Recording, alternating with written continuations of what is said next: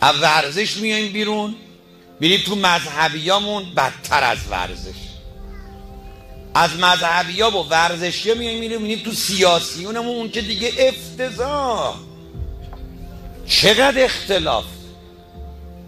بعدم ای کاش دعوا سر مردم بود. متاسفانه این سیاسیون دعوا با هم میکنن، سر لحاف مولا نصرالدین دعوا میکنن، سر قدرت دعوا میکنن، نه سر خدمت به مردم. اینا اونا رو دزد میکنن، اونا اینا رو دزد میکنن. و ما مردم چقدر بدبختیم که هر 4 سال یه بار دوباره اشتباه میکنیم. خب توی این 37 سالی که انقلاب شده مملکت یا دست چپیا بوده یا دست راستیا بوده. دوباره میدید به اینا، دوباره به اینا رأی میدید. اینا چه گلی ریختن تو این چند سال سر مملکت. اینا جمعش دعوا دارن با هم میکنن که دوباره گول میخورین، دوباره سرتون شیره میمالن. دیگه نه به چپی رأی بدید نه به راستی.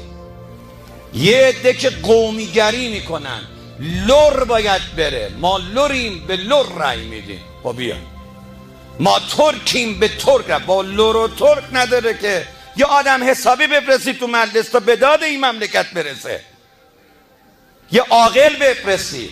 نه باید حتما کرمونی باشه. کرمونی اصفهانی که نداره که.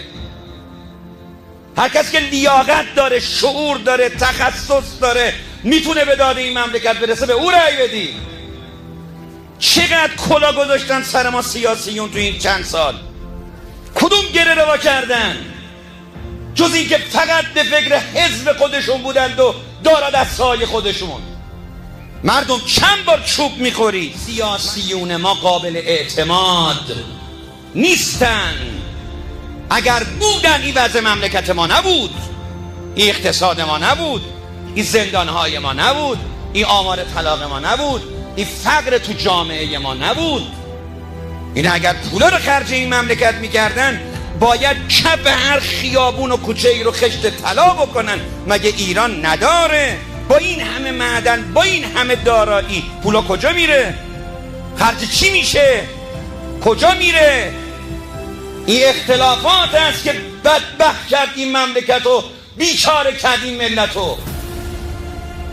و تا حرف میزنی 1000 تا هنگ به آدم میچسبونن.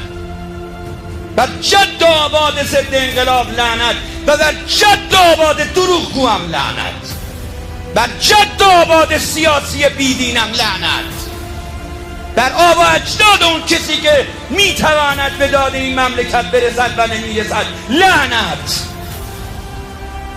فقط به ضد انقلاب لعنت نه، به تویی هم که رئیس شدی و هیچ قدمی بر نمیداری، بر تو هم لعنت.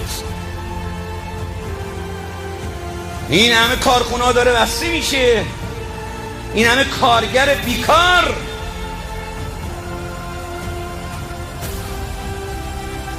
اختلافات شما پدر مردم در آورد. اختلافات شما زنهای شوهردار رو به فحشا کشید. اختلافات شما بیچاره کرد مردم رو. با امید مردم بازی کردید، با دین مردم بازی کردید. دست بردارید.